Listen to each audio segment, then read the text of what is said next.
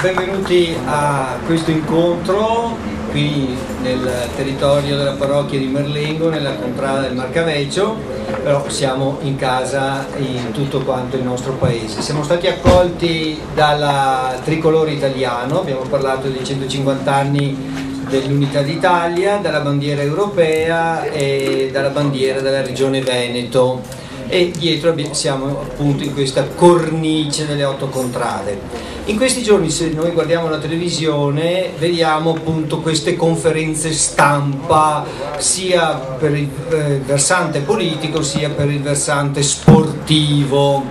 Ecco, se noi ci soffermiamo a quello che può essere lo spirito di una conferenza stampa semplicemente sportiva, siamo un po' fuori tema. Questa conferenza stampa non è la falsa copia di una conferenza stampa di una gara sportiva. Vuole essere qualcosa di diverso, ha un'anima diversa, questo è importantissimo capirlo. Siamo qui proprio per cogliere l'anima di questa manifestazione.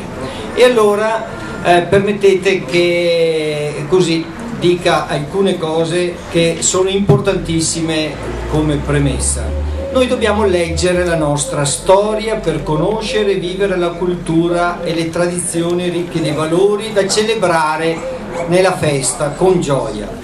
La storia ci insegna che la maggioranza delle nostre feste sono nate nel contesto delle nostre parrocchie scandite dal calendario liturgico, e protagonisti di queste antichissime feste sono le comunità parrocchiali.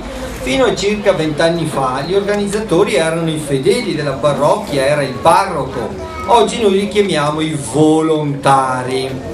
A conferma di questo basta leggere i manifesti che noi incontriamo lungo le nostre strade: Sagra del Carmine, Sagra dell'Assunta, Sagra di Sant'Elena, Sagra di San Sisto, Sagra della Madonna della Mercede, Fiere del Rosario, Fiere di San Luca, e la lista è interminabile.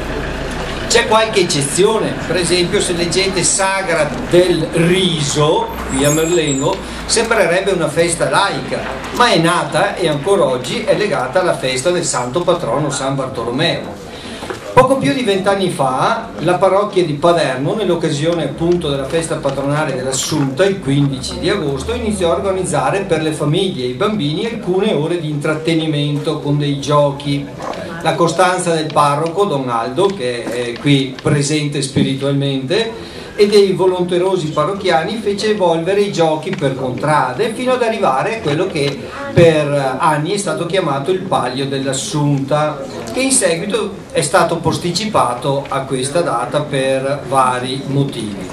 Nel corso degli anni, e questo è molto importante, è maturata negli organizzatori dell'Ente Palio di Paderno la coscienza che stiamo vivendo sempre più nel contesto storico di quello che viene chiamato il villaggio globale, di cui l'Unione Europea, e abbiamo voluto la bandiera anche dell'Unione Europea, vorrebbe esserne una espressione. Questo li ha portati a cercare di coinvolgere nella loro bella iniziativa anche le parrocchie di Merlengo e Ponzano, per dare maggiore forza e credibilità all'obiettivo di valorizzare la comune identità del territorio senza dimenticare le radici cristiane delle nostre popolazioni e del nostro territorio, di cui le 3 parrocchie di Paderno, Merlengo e Ponzano sono le istituzioni più antiche. Si parla di almeno 1000 anni. Ecco, nasce allora nel 2010 il nuovo ente Palio di Paderno, Merlengo e Ponzano, che ha nelle 3 parrocchie i soci istituzionali. E mi permetto di leggere alcuni passaggi di questa prima bozza di un libretto che, appena ci saranno anche le possibilità economiche, verrà stampato e diffuso. Ecco, a pagina 2 è scritto: per meglio capire questo nome è necessaria una premessa storica frutto di una ricerca che diventi educazione, la sfida educativa. Guardate che al giorno d'oggi abbiamo proprio bisogno di impegnarci tutti nell'educazione, e il Palio è un'occasione educativa. Il Palio è un'occasione educativa. e quindi non ci limitiamo, noi ci limitiamo al non facile lavoro organizzativo del palio, ma ci impegniamo altresì affinché tutti, giovani e adulti che partecipano a questa manifestazione e anche il pubblico che interviene dai comuni limitrofi possano trovare in questa festa i valori che vogliamo trasmettere e condividere per creare una società aperta, solidale, rispettosa e che guarda il futuro con serenità e fiducia. Guardiamo al nostro passato e quello che era la civiltà contadina dei nostri nonni e dei nostri padri, dei presenti qui alcuni sono i figli e i nipoti di quelli che erano appunto i contadini e i mezzadri di questa terra, senza atteggiamenti nostalgici, senza idealizzare il passato che molti ancora oggi ricordano per i suoi aspetti duri, frutto di grandi fatiche, di sacrificio, di privazioni e di emigrazione. Queste terre sono state segnate dolorosamente dalla migrazione e c'è un progetto dell'amministrazione comunale appunto anche di dedicare a questo fenomeno che ha toccato centinaia e centinaia di cittadini della nostra terra un monumento appunto all'emigrante e anche un progetto di gemellaggio con qualche città che possa appunto simboleggiare la presenza di cittadini nostri in quella terra. Umiliazioni, 2 guerre mondiali con il tragico carico di violenze, ingiustizie e soprusi, tempi di stragi e di fame con l'unico sollievo e speranza che veniva da un forte senso di appartenenza alla propria comunità parrocchiale e che trasmetteva la fede cristiana, la fiducia nella divina provvidenza, il rivolgersi a Dio in ogni necessità e in ogni tempo dell'anno, e segnando il territorio e le proprie case con immagini sacre e capitelli. Una religiosità non individualistica come talora è vissuta oggi, né confinata nell'intimo della propria coscienza, ma con forti valenze sociali e comunitarie. Uno dei grandi promotori di questo riscatto sociale delle nostre popolazioni contadine è stato il nostro cittadino Giuseppe Toniolo, nato a Treviso nel 1848 e che è stato uno dei grandi artefici della dottrina sociale della Chiesa. Voi sapete che Giuseppe Toniolo è stato proclamato beato e non vi leggo tutte quelle che sono le motivazioni che hanno portato a indicare nel nome Mezzadri il nome della manifestazione.